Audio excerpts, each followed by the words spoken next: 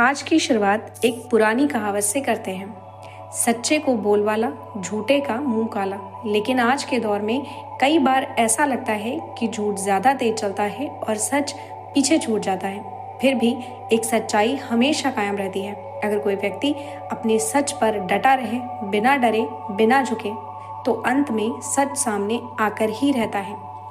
पूरा मामला क्या है, आइए सरल भाषा में समझते हैं। यह मामला दिल्ली की कथित शराब नीति केस से जुड़ा हुआ है।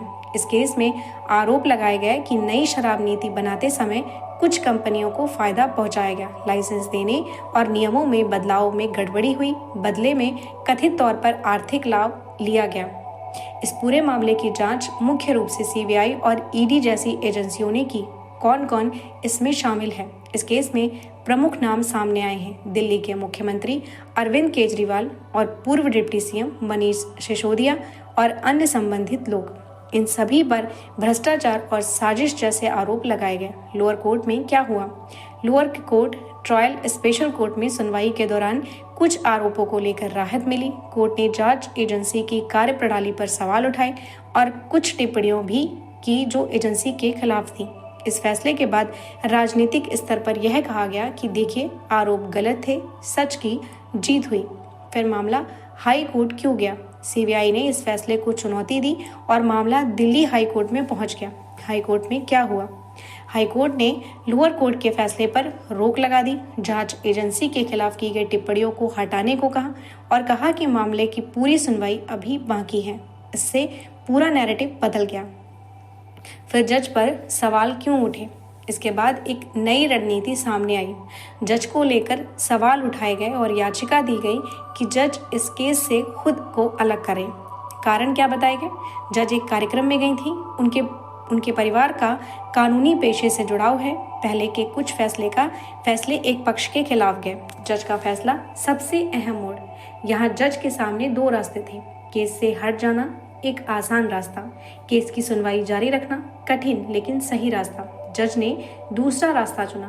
कोर्ट की अहम बातें। जज ने साफ कहा, केवल आरोप लगाने से कुछ साबित नहीं होता, सबूत देना जरूरी होता है। कोई भी पक्ष यह तय नहीं कर सकता कि जज सक्षम है या नहीं। फैसले कानून के आधार पर होंगे, न कि धारणा या आरोप के आधार पर।